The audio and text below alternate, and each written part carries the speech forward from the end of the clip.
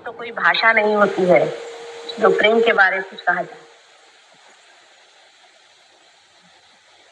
हमारी माँ हमसे जब प्यार करती है तो वो क्या कह सकती है कि उसका प्यार कैसा है। ऐसे ही परमेश्वर ने जब हमें प्यार दिया,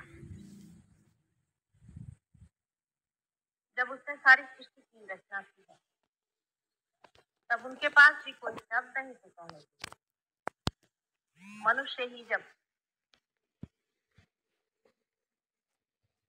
अपने निमित्त को, अपने इंस्ट्रूमेंट को पूरा कर लेता है, तभी भाषा का अवलंबन होकर के हम लोग प्रभु की कुछ स्तुति कर सकते हैं।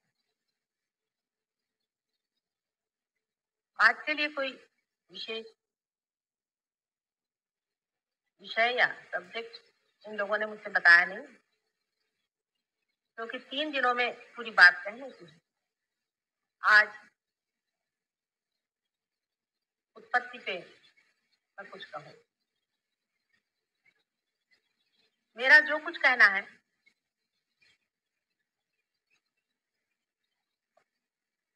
वो हाइपोथेटिकल है। हर एक साइंस में पहले हाइपोथेसिस होता है। हाइपोथेसिस का मतलब है कि अपनी जो कुछ खोज है, उस खोज के बारे में उसकी विचारणा जनसाधारण के सामने रखी जाती है। उसके बाद देखा जाता है कि जो कुछ कहा गया है उसमें सत्य कितना है, फैक्ट कितना है, फैक्चुअल कितना है। जिस दिन वो चीज सिद्ध हो जाती है, उसी दिन उसे लोग साइंस के कायदे या लॉ समझते हैं। उसी प्रकार मेरा सारा कहना ही आप लोगों के लिए, अधिकतर लोगों के लिए बिल्कुल हाइपोथेटिकल है, लेकिन उसकी सिद्धता भी हो सकती है और दिखाई जा सकती है। इसके अलावा आदिकाल से अनेक दृष्टों ने जिसको देखा है, जिसे जाना है और किताबों में लिख रखा है, उससे भी उनकी पुष्टि हो सकती है। किंतु जो कुछ भी लिख दिया है उसकी पुष्टि सिर्फ पढ़ने से या किसी को मान लेने से नहीं होती है, किंतु उसका अनुभव स्वयं से ही होना चाहिए। आज सृष्टि की उत्पत्ति की बात मैं आपसे कुछ करना चाहती हूँ। प्रथम का दिवस है और उसका सहज योग से क्या संबंध है वो भी बताना है।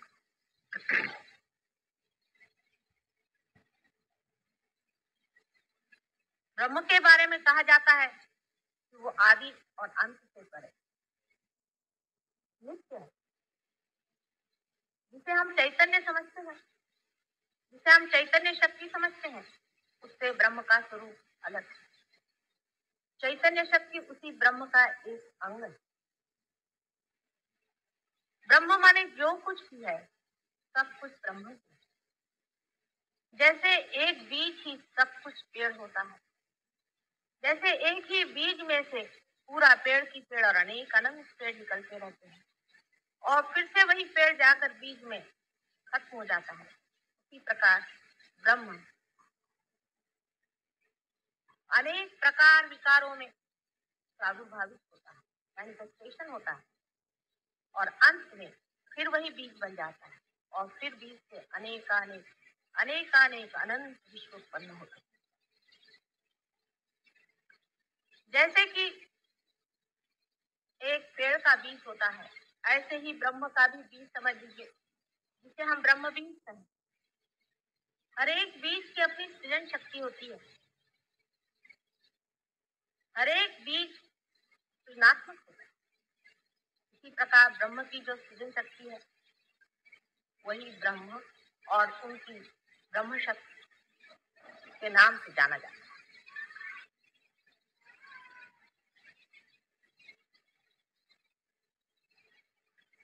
परमात्मा को ये सारी सृष्टि रचने की क्या आवश्यकता पड़ गई?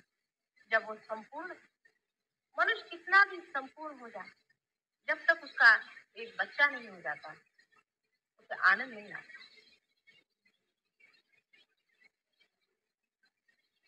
उसको ऐसा लगता है मैंने जो कुछ भी कमाया है किसके लिए? इसीलिए संसार में बहुत से लोग होते हैं जो बहुत धनी होते हैं, अगर उनके पास एक बच्चा नहीं होता तो वो बहुत प्रयत्न करते हैं कि किसी तरह से उन्हें एक बच्चा, कम से कम एक बच्चा हो जाए। ये जो कुछ उनके पास है संचित, वो किसी को दे सके, किसी को रिवील कर सके। इसी प्रकार परमात्मा को जब प्रेम हुआ, उनके हृदय में जब प्रेम स्पंदित हुआ, उसी वक्त उनके अंदर से बहने वाली उनकी शक्तियां संचित होकर के आद्य शक्ति या ब्रह्म शक्ति स्थापित हो गई। अब बीच में बचा हुआ जो कुछ भी है वही ईश्वर और परमात्मा।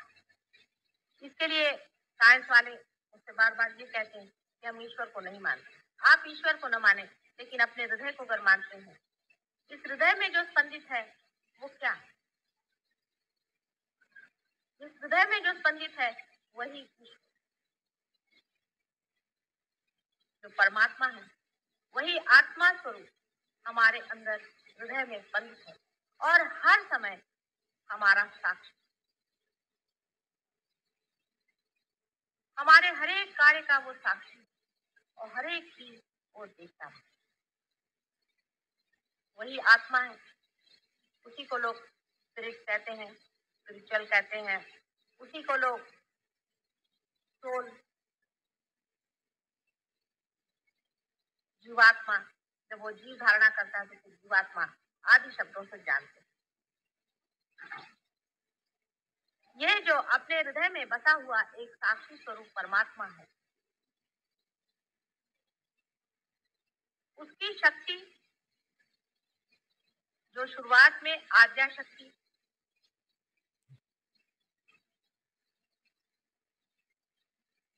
सारे सृष्टि की रचना करने के लिए सज्ज होती है, उस वक्त उसमें 3 तरह से परिवर्तन आते हैं या वो अपने को परिवर्तित करती है। पहले तो उसे ये इच्छा होती है कि मुझे बच्चा होना चाहिए, सृष्टि होनी चाहिए, क्रिएशन होना चाहिए। इस इच्छा के कारण ही वो अपने अंदर तमोगुण धारणा करती है। इसके बारे में भी पहले मैंने आपको बताया हुआ है कि वो किस दिशा में चलती है और किस तरह से होता है। ब्लैक बोर्ड तो यहाँ ये लोग कह रहे हैं कुछ व्यवस्था नहीं हो पाई।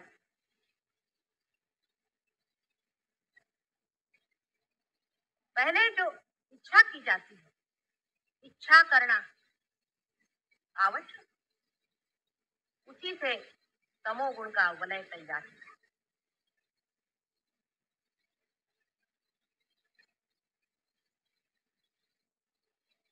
सारा वलय बिंदु मात्र जो आद्या शक्ति है उसके गति से, मूवमेंट से होता है। आपको आश्चर्य होगा कि एक बिंदु जब घूमकर अपनी ही जगह आना चाहता है तो उसका वलय पैराबोलिक होता है। आइंस्टीन आजकल कहते हैं कि हर एक चीज की मूवमेंट पैराबोलिक होती है। अपने यहाँ शिव जी के मंदिर में आपने देखा होगा शिव शक्ति जो होती है उसका भी वलय पैराबोलिक होता है। आइंस्टीन अब कह रहे हैं कि जो चीज घूमती है वो पैराबोलिक घूमती है। उसी हिसाब से ये भी कहना चाहिए कि जो प्यार है वो भी पैराबोलिक घूमता है और द्वेष भी पैराबोलिक घूमता है, माने जहां से जाता है वहीं लौट करके वापस घूम कर आ जाता है। इसी गति को पैराबोलिक कहते हैं।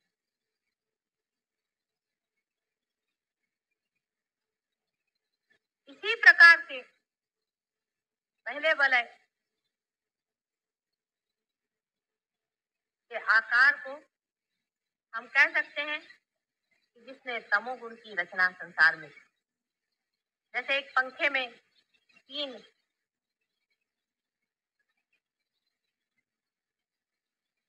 पत्रे जोड़े जाते हैं, उसी तरह से अगर आप कल्पना कर सकें तो पहले एक पैराबोलिक गति का चलना हुआ। दूसरे जब कोई चीज की इच्छा की जाए तो उसके लिए कुछ कार्यान्वित होना पड़ता है, कुछ कार्य करना पड़ता है, बगैर कार्य के नहीं हो सकता। तो एक्टिवेटिंग फोर्सेस आए जिससे रजोगुण की स्थापना। उन्होंने दूसरी जो मूवमेंट की, दूसरा जो पैराबोलिक मूवमेंट किया, उसके कारण रजोगुण की स्थापना। और जो एक्टिविटी हुई, जो कार्यान्वित हुई, तो इच्छा ये हुई कि अब अपना प्यार उड़ेल दें उस क्रिएशन, अपना प्यार उस सृजन किए हुए अपने बच्चे पर उड़ेल, यही रेवोल्यूशन और यही सत्व गुणों की रचना कर। इस तरह से आप सोच सकते हैं कि एक ही चीज 3 बार घूम करके 3 गुणों को किस तरह से बनाती है, और उसके ही अनेक विध परम्यूटेशंस एंड कॉम्बिनेशन, मिलने जोड़ने घटाने से ही बनने वाली ये सारी सृष्टि, और उसमें ही फिर एक पृथ्वी की रचना होती। पृथ्वी की रचना भी पैराबोलिक ही मूवमेंट से होती। अभी आप अगर साइंस में पढ़ें तो एक्सप्लोजन की थियोरी बड़ी जबरदस्त लोगों के दिमाग में बैठी है, पर 10 साल पहले मैं भी यही कहती थी कि एक्सप्लोजन हुआ है। बगैर एक्सप्लोजन के हमारी जो उत्क्रांति आज हुई है ये हो नहीं सकती। इवोल्यूशन की जिस हालत में हम पहुंचे हैं, ये बार बार एक्सप्लोजन होकर के ही हम इस दशा पर आए। लेकिन आज वही बात लोग कहने लग गए हैं कि कोई ना कोई ऐसा एक संग मास इकट्ठा हुआ था जो एकदम से टूट पड़ा और उसके अंदर से सारी सूर्यमंडल आदि अनेक मंडल बने। आज साइंस वाले इसी बात को कह रहे हैं। उसी प्रकार जब पृथ्वी बनने के बाद भी दूसरा एक एक्सप्लोजन शुरू हुआ जहां जीवंतता मनुष्य है। पहले तो आप जानते हैं सबसे पहले छोटे छोटे एक सेल के प्राणी जीवधारी हुए। उसके बाद बढ़ते बढ़ते मनुष्य की दशा में हम लोग आए। उस क्रांति के बारे में विशद पूर्वक बताने की जरूरत नहीं, लेकिन वहां पर भी अगर आप सोचें, अगर आप विचार करें, दुआ नाम का एक बड़ा भारी बायोलॉजिस्ट है, उसने लिखा हुआ है कि मनुष्य जब जड़ से बना है तो आश्चर्य होता है कि इतने थोड़े समय में मनुष्य कैसा बनता है। इसमें कोई चांस नहीं था, यूं ही नहीं बन गया था, लेकिन कोई न कोई इसके पीछे में हाथ था, कोई न कोई कार्य इसे कर रहा था, कोई न कोई इस सृजन को गति दे रहा था, संभाल रहा था और उसका नेतृत्व कर रहा था। आखिर ये शक्ति ऐसी न होती तो अभी तक मनुष्य तो छोड़ो पर कुछ अमीभावी संसार में नहीं आ सकते, जिसे कि लॉ ऑफ चांस साइंस में माना गया है। जो बायोलॉजिस्ट परमात्मा की बात तो करते नहीं है, लेकिन हाँ ये जरूर उन्होंने कहा है कि ऐसी कोई व्यक्ति तो हम समझ नहीं पाते, लेकिन ये जो शक्ति है ये जरूर ऐसी कोई न कोई शक्ति है जिसने ये सृष्टि की रचना की। इतना भी उनका कहना बहुत। अब जब मनुष्य खड़ा हो गया और सृष्टि की ओर उसने नजर, तो वो अपने को भी जानवर से अलग पाता है। हम लोग ये सोच नहीं पाते कि हम जानवर से किससे अलग हैं। हम ये समझ ही नहीं पाते हैं कि हम में और उनमें महद अंतर है। और जब हम ये भी सोचते हैं कि हम उन्हीं से इवॉल्व हुए, तो आश्चर्य होता है कि हम इनसे इवॉल्व कैसे हुए। कोई आश्चर्य की बात नहीं। अगर आप ये सोचें कि हम लोग वायुयान से कभी भी चंद्रमा पर नहीं पहुंच सकते। एक 25-30 साल पहले तो हम लोग सोच भी नहीं सकते थे कि हम चंद्रमा की ओर जाए। कोई ऐसी बात सोचता तो लोग हंसते कि क्या बेवकूफी की बात करते, ऐसा हो ही नहीं सकता, असंभव की बात समझी जाती। आज मनुष्य जो चंद्रमा पर भी पहुंच गया है, वो भी एक्सप्लोजन की थ्योरी पर पहुंचा। आपने देखा होगा कि जो स्पेसक्राफ्ट आकाश में छोड़े जाते हैं उनमें 4 तरह के एक्सप्लोजन लगाए जाते हैं।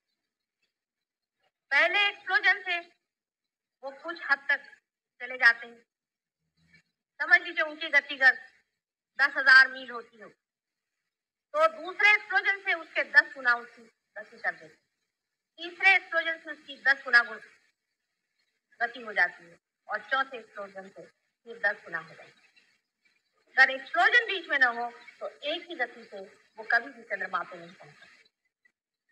वही चीज मनुष्य के उत्क्रांति के मामले में हुआ है कि वो एक गति से दूसरी गति में आने के लिए कुछ न कुछ बड़ा भारी एक्सप्लोजन हुआ और उसी के कारण आज मनुष्य इतने से थोड़े से समय में ही, बहुत ही थोड़े समय में, आश्चर्यजनक थोड़े से समय में ही आ करके और इस स्थिति में पहुंच गया है जहां वो बहुत कुछ समझ सकता है और बहुत कुछ जान सकता है, लेकिन अब भी उसे बहुत जानने का, बहुत कुछ उसे जानने का। हमारे हृदय में, मैंने आपसे पहले कहा था कि हमारे हृदय में जो स्पंदन हो रहा है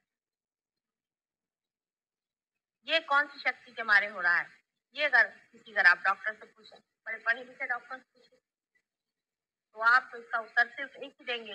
इसकी एक संस्था है जिसको हम स्वयंचालित संस्था ऑटोनॉमस नर्वस सिस्टम, इसके अलावा आगे नहीं जा, मनुष्य इससे आगे नहीं जा पा रहा है, सिर्फ इतना ही कहता है इसका ये नाम।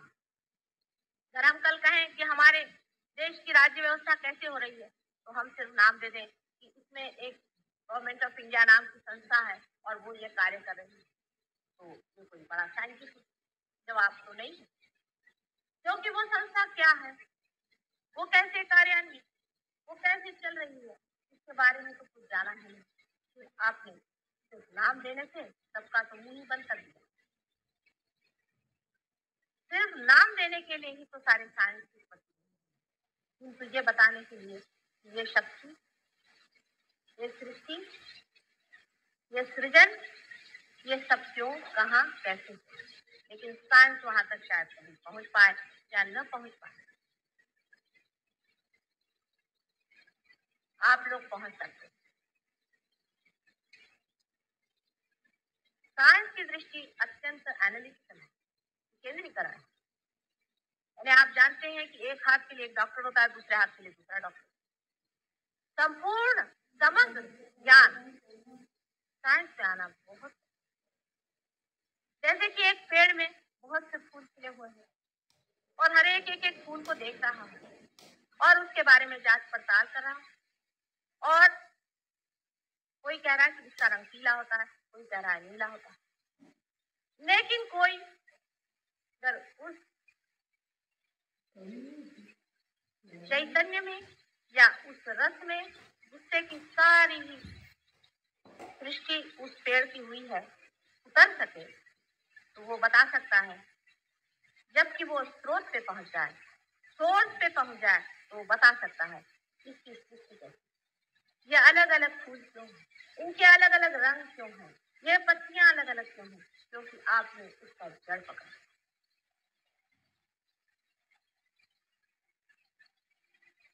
हालांकि लोग बहुत से बंबई में हमसे जब भी हम बात करते हैं तो कहते हैं यार लोगों को खाने पीने को नहीं, चीनी नहीं मिल रही है, माता जी आप ये क्या सब भगवान भगवान की बात है।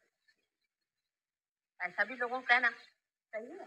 लोग कहते हैं कि आपको इस वक्त ये क्या पड़ा हुआ है, लेकिन ये सब क्यों हो रहा है अगर सोचा जाए, एक पल आप सोचिए, अपने देश में खाने पीने को, अमेरिका में लोग आत्महत्या कर रहे हैं, भाग रहे हैं अपने घर में, पागल हो रहे हैं लोग, कहाँ नहीं है ह्यूमन क्राइसिस।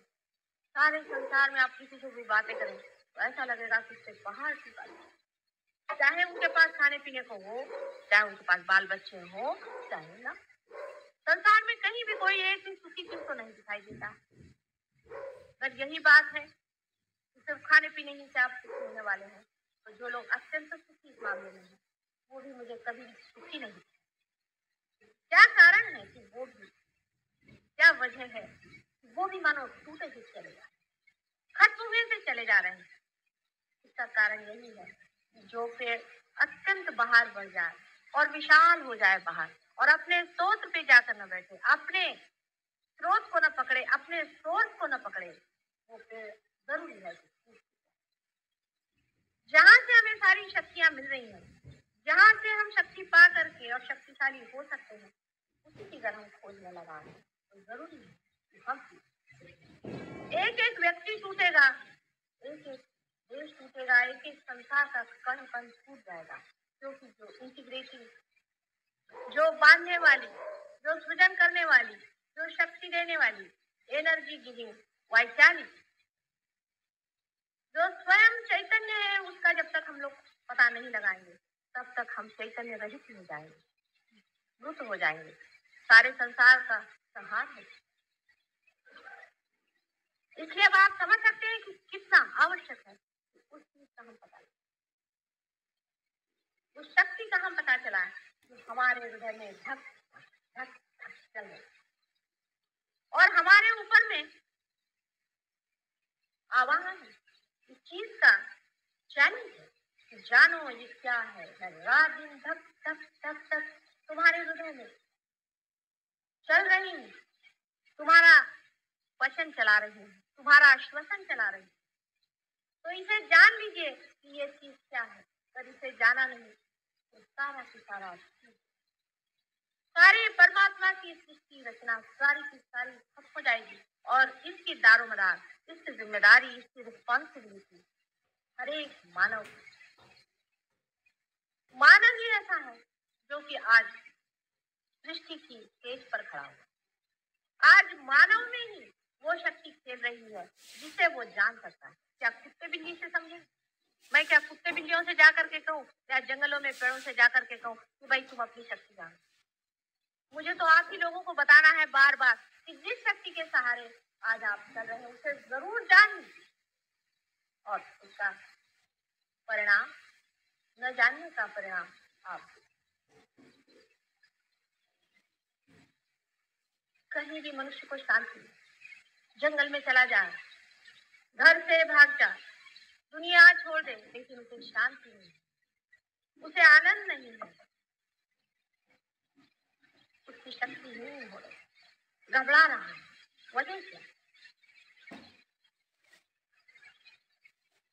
साधारण तरह से समझाया जाए तो ऐसे समझा सकते हैं कि आपके अंदर जो पेट्रोल भरा गया है, जिस शक्ति का पेट्रोल भरा गया है, वही आप खत्म करेंगे। अपनी कार्य शक्ति करना ही चाहिए, कार्य करने की शक्ति है, पेट्रोल खर्च करना ही चाहिए। पेट्रोल अगर भरा गया है उसको खर्च नहीं करिएगा तो आप भी व्यर्थ है जरूर, लेकिन फिर से पेट्रोल भरने की व्यवस्था आवश्यक होनी चाहिए। जब बच्चा 3 साल का हो जाता है तभी उसके पेट्रोल का जो सर का जो बुच होता है वो बंद कर दिया जाता है, उसको बंद कर दिया जाता है और वो तोड़ दिया जाता है उस शक्ति से जो उसके अंदर भरती है। इसी को हम कुंडलिनी शक्ति कहते हैं। कुंडलिनी शक्ति के बारे में आपने हजारों चीजें पढ़ी होंगी, सुना होगा, लेकिन मेरी स्वयं की धारणा है बहुत ही कम लोगों ने इसके बारे में जाना। जो कुछ लिखा है पढ़ लिख करके, इधर उधर देख देख करके जिन्होंने लिखा है तो कोई लिखना नहीं। आप लोग अगर कभी हमारे ध्यान वगैरह में आए तो हम आपको दिखा सकते हैं कि कुंडलिनी का स्पंदन आपके अंदर होता है। आपकी पीठ के रीढ़ की हड्डी के नीचे के हिस्से में त्रिकोणाकार है कुंडलिनी का स्पंदन, आप उसे देख सकते हैं। कोई हवाई बातचीत में नहीं,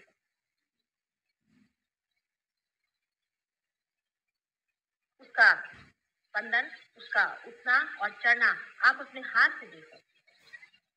हमारे यहाँ भी बहुत से डॉक्टर्स पार हो गए हैं, साइकोलॉजिस्ट पार हो गए, जिनको हम कहते पार हो गए, मैं जिन्होंने इस शक्ति का इस अंदाज दिया,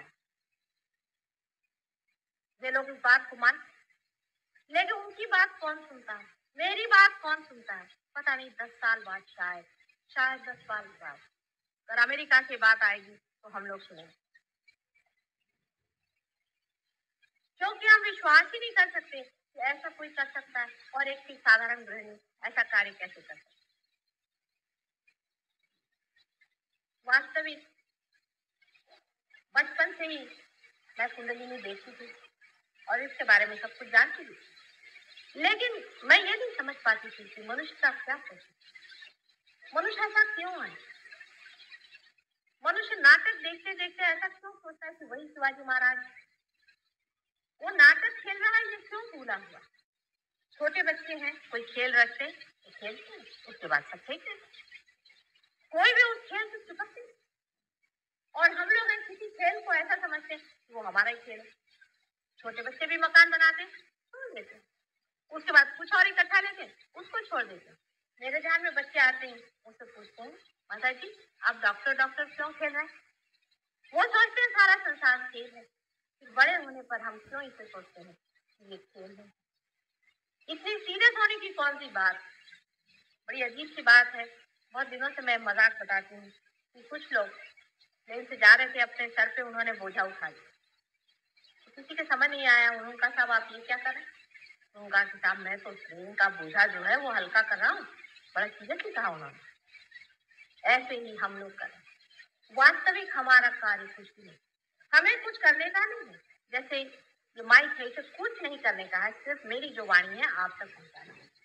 लेकिन अगर ये माइक समझे कि साहब मुझे को बोलने का है तो मुझे तकलीफ होने लग जाती, और अगर ये बोलने लग जाए तो मेरा बोलना खत्म है। हम कुछ करते नहीं है। जैसे ये उंगलियां अगर कभी सोचने लगे इसमें से एक उंगली मैं अलग हूँ, मुझे कुछ कार्य विशेष करने का, ये उंगली इस शरीर से ही संबंधित है और उसी शक्ति पर चल रही है, ये शरीर भी चला, ये उसी का पार्ट एंड पार्सल, उसी का एक अंग मात्र। अब ये कहना कि ये जो उंगली है ये अलग से ही हो गई है, हो सकता है ये उंगली बधिर हो गई, ऐसा सोच रही है। हो सकता है कि हम भी किसी कारण बधिर हो गए हैं या हट गए हैं उस शक्ति से थोड़ी देर के लिए। जितनी भी यहाँ बिजलियां जल रही हैं आप जानते हैं, इसमें एक ही शक्ति चल रही है, पर हो सकता है कि इसमें से एक बल्ब निकाल करके उसे एक अलग से एक बैटरी में लगा दिया जाए, जो बैटरी खुद ही इस बिजली से चार्ज। हो सकता है कि आप सब अपनी अपनी शक्ति लेकर किसी कारण अलग हो गए, और है ही मनुष्य के अंदर दो शक्तियां ऐसी चलती हैं, एक से तो वो भरता है और एक से इस्तेमाल करता है, जिसके कारण स्वरूप उसके अंदर में अहंकार और प्रतिअहंकार, ईगो और सुपर ईगो नाम की दो संस्थाएं तैयार होकर के उसे पूरी तरह से ढक देती हैं, और उस कारण वह सब ओर फैली हुई ऑल परवेडिंग शक्ति से वंचित। सिर्फ मुझे आपका यही खोल देने का है, जैसे ही ये खुल जाता है आप उस शक्ति को जानने लगते हैं और एकदम आपके अंदर शांति। इतना ही नहीं कि आपके अंदर शांति आ जाती है, पर समग्रता आ जाती है, इंटीग्रेशन। आप पूरी तरह से रिलैक्स। ये बहुत आवश्यक है, और जो भी आवश्यक होता है वो होता ही, होना ही पड़ता। जैसे कि जब कोई चीज गिरती है तो हम हाथ उसको लगा ही देते हैं, ऐसे ही परमात्मा ने यह गिरते हुए संसार को बचाने के लिए सहज योग का आपके सामने में आविष्कार दिया है। सहज योग मेरा आविष्कार नहीं है, आविष्कार कोई सा भी हमारा होता है। जैसे अगर हम ग्रेविटी का पता लगाएं तो वो कोई हमारा आविष्कार नहीं है, ग्रेविटी तो वहां थी, उसका सिर्फ पता लगा लिया। जो आपके अंदर चीज है, जो आपका जन्मसिद्ध हक है, उसे मैंने पता लगा लिया है कि आप उस चीज को पाते, और बस इसी पता लगाने के लिए मैंने बहुत इसमें समय बिताया, और इसका पता लग, इसका पता आपको घर घर पहुंचाना होगा। इससे आप देखिए आपके सारे ही प्रश्न, विशेषकर आज का जो हमारा युवक वर्ग है, उसके और देख करके आप लोगों का जी घबराता कि इनको क्या हो गया, उद्ध्वस्त हो गया, जैसे कि इनकी कोई पकड़ ही नहीं रह गई, इन पर कुछ तो होना। सहज योग के सिवाय कोई इलाज नहीं है, उनको ठिकाना नहीं। बच्चों पे तो सहयोग इतने जल्दी बनता है, इतने जल्दी बच्चे इसे पाते हैं। मैंने जब भी स्कूलों में ये व्यवस्था करी और जब जब मैं गई हूँ, मैंने देखा कि 100 बच्चों में से 80 बच्चे हैं। वही स्कूल के बच्चे जब बड़े हो जाते हैं, हाई स्कूल में जाते हैं, उनको जरा समय लगता है, उनमें यही संख्या 60-70 आ जाती। पर कॉलेज के बच्चे हिंदुस्तान के पता नहीं किस चोरी से बने हुए हैं। ये बहुत मुश्किल काम है, बहुत ही मुश्किल काम है। कुछ कुछ यूनिवर्सिटीज में लोगों ने मुझे इनवाइट किया, तो उनके वाइस चांसलर आकर कहले, माता जी आप मेहरबानी करिए, हम लोग की नाक कट जाए, ये बच्चे बिल्कुल बंदर जैसे, आपको नोट। मैंने कहा बिल्कुल मेरे ऊपर तो छोड़ो। नहीं, कहला हम नहीं करेंगे। तो ऐसा मारा है इन्होंने, ऐसा देखिए कमल करे। हिप्पीज़्म तो अमेरिका में आया है, लेकिन यहाँ जो आने वाला है उससे आप बच के, उसकी ओर से अपनी दृष्टि हटा देने से कोई सा भी प्रश्न हल नहीं। अगर आप वास्तविक अपने देश की उन्नति और देशों की भी भलाई के विचार से कभी भी सोचते हो, तो ये सोच लीजिए कि सारे दारो मदार इन युवकों का, इनको सहयोग से ही ठीक करना पड़ेगा। सहयोग माने परमात्मा का प्रेम, और ये सिर्फ वही कर सकता है जो स्वयं रियलाइज, जो स्वयं उस प्रेम से प्लावित हो और जिसके अंदर की शक्ति बह रही है, वही ये कार्य कर सकते हैं। जितने लोग सहयोग में पाएंगे, वही लोग अंत में कार्य सृष्टि का निर्धार करें। पर ऐसे हैं कि बड़े कठिनाई से, आपको आश्चर्य होगा, 5 साल बहुत मेहनत करने के बाद बंबई में असल में जिसको कहना चाहिए रियलाइज 1000 आदमी है। बड़ी मुश्किल, वो भी साइज वो इतना नहीं, और उसमें से कोई 11 आदमी ऐसे हैं कि जो दूसरों को पार करते। अमेरिका में बहुत जल्दी लोग पार हो जाते हैं, लेकिन साइज को कठिन है उनका। रोज ही वो लोग गुरु बदलते हैं, रोज ही वो कुएं खोदते हैं, सोचते नहीं, समझते नहीं, इसकी गहराई को मापते हैं। ये कितना अत्यावश्यक है उसे हम जानते हैं, इसकी कितनी जरूरत है उसे हम समझते हैं। जिस वक्त हम इसे समझ लें, वो क्षण हमारे देश के लिए क्या, सारे विश्व के लिए बड़ा ही भाग्यशाली है। हमारा चिल्लाना तो बना ही रहेगा, हमारा कहना तो बना ही रहेगा। एक माँ है, पुकार पुकार के अपने बच्चों से कितना समझा, लेकिन भूख भी तो लगनी चाहिए। अगर बच्चों को भूख ही नहीं है, तो उनके सामने क्या दौड़ दौड़ के पैर पड़ पड़ के कहा जाए। जो लोग पार हो जाते हैं, जो इस शक्ति से परिपूर्ण हो जाते हैं, उनको कोई भी बीमारी नहीं आती, और आने पर भी वो उसे ठीक कर सकते हैं, क्योंकि ये ज्ञान भी न दिया जा सकता कि इस बीमारी को इस शक्ति से कैसे किया। आपके हाथ में से धीरे धीरे बहने वाली ये जो लहरियां हैं, जैसे कि चैतन्य लहरी आदि, बहुत पहले से कहा गया, आदि शंकराचार्य ने भी अपनी किताबों में लिखा हुआ है, लेकिन उनको आजकल पढ़ता कौन। इस लहरियों से ही आप दूसरों का भी भला कर सकते हैं, अपना तो भला हो ही जाए। ऐसे लोगों को निरोगी बनाता है, ऐसे लोग दूसरों को निरोगी बनाते हैं और दीर्घायु। इतना ही नहीं कि आयु ज्यादा होती, लेकिन आनंद में रहते। इतना ही नहीं कि आनंद में रहते हैं, लेकिन उनके अंदर में कलेक्टिव कॉन्शियसनेस, जिसको कि हमें कहना चाहिए समझ चेतना, इसका कोई आज तक कोई आविष्कार ही नहीं है। लोग जानते ही नहीं कि समझ चेतना की। कहने वाले जैसे यूंग ने बहुत बार समझ चेतना पर कहा है, लेकिन कोई साफ साफ बात नहीं। आप अगर ध्यान में आकर इसे पालें, मेडिटेशन में आकर इसे पालें, तो आप समझ जाइएगा कि समझ चेतना हम क्या कहते हैं। इसका अर्थ सिर्फ यही है कि आपके अंदर जो चेतना है उसे हम जान रहे हैं, आपके अंदर की कुंडलिनी को हम समझ रहे हैं, और जब हम आपकी कुंडलिनी धीरे धीरे अपने प्यार से उठा रहे हैं, तब उसकी रुकावटें भी हम समझ रहे हैं और उसको भी हम हटा रहे हैं। यहाँ बैठे बैठे आप निक्सन की कुंडलिनी देखते, आश्चर्य की बात, लेकिन देखते ही ज्यादा आप समझ सकते हैं किस परेशानी में वो बैठे हैं, उनको क्या तकलीफ है, कहाँ रुकावट है, चैतन्य कहाँ रुका। यह कोई बायस चीज नहीं होती, कोई एक विचार से नहीं कि किसी को आप नफरत करते हैं, किसी से आपको दुश्मनी है, ये नहीं। किसी आप सोचते हैं कि उसको किस तरह से दे देते ही साथ वो जो जिसे आप दे रहे हैं उसका भला ही, उसका हित ही होगा, अहित नहीं होगा। इससे बढ़ के और कोई जनसेवा और समाज सेवा भी नहीं, क्योंकि इसमें मनुष्य करते वक्त ये नहीं सोचता है इस हाथ का हम कुछ भला कर। ये तो दोनों हाथ जब एक ही हो गए और इसमें जब दर्द हुआ तो अपने आप ऑटोमेटिकली आप इसको सहयोग यानी क्या है, इसका अर्थ क्या है, इसके लिए आगे कैसे बढ़ना चाहिए, इस पर मैं कल बताने वाली हूँ। लेकिन आज मैंने यही भूमिका बांधी है कि सहज योग के सिवा संसार का कारण नहीं, सैल्वेशन नहीं। बाकी जितने भी योग है उनसे और चाहे जो भी होता होगा लेकिन सैल्वेशन नहीं होता, तारण नहीं हो सकता है। अगर संसार का तारण करना है तो सहज योग का ही अवलंबन करना चाहिए, जो परमात्मा का अपना ही मार्ग, वही ये कार्य कर रहे हैं। सिर्फ आपको जानना मात्र दुख सिर्फ इतना है कि सहज योग में आपकी स्वतंत्रता कर ही सकते हैं।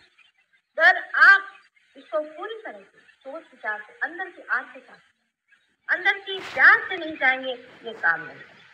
अमेरिका में एक साहब बहुत बड़े आदमी थे, वो मेरे साथ 4 दिन आके रहे, कहले मुझे पार करा, वो पार नहीं हुआ।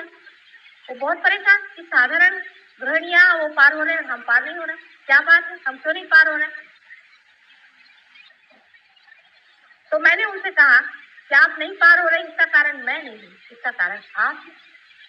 मैं तो प्रयत्नशील हूँ कि इसको पार करूं, उनको पार करूं, लेकिन इसका कारण मैं नहीं हूँ कि आप पार नहीं हो। वो पूछने लगे कि फिर कारण क्या। मैंने कहा कारण ये है कि अंदर से वो प्यार जगा, वो आर्तता जगी नहीं जो अपने प्रति भी होनी चाहिए। जिस दिन वो प्यार जग जाएगा तो स्वयं नहीं पार होगा। दूसरे दिन सवेरे 4 बजे नहा करके वो बैठते और पट से पार हो, ये हो जाता है। जिसने में बहुत ही अद्भुत, लेकिन है ही अद्भुत, लेकिन बहुत कुछ अद्भुत संसार में होता है। इसी तरह से ये भी कुछ घटित होना है, तो उसे स्वीकार कर, उसको अपनाना, उसके बारे में शंका कुशंका करने की उनकी कार्य। आज उत्पत्ति से लेके मनुष्य तक पहुंचा दिया है आप लोगों को, और मनुष्य से मनुष्य को आगे कहाँ जाना है उसको और भी इशारा।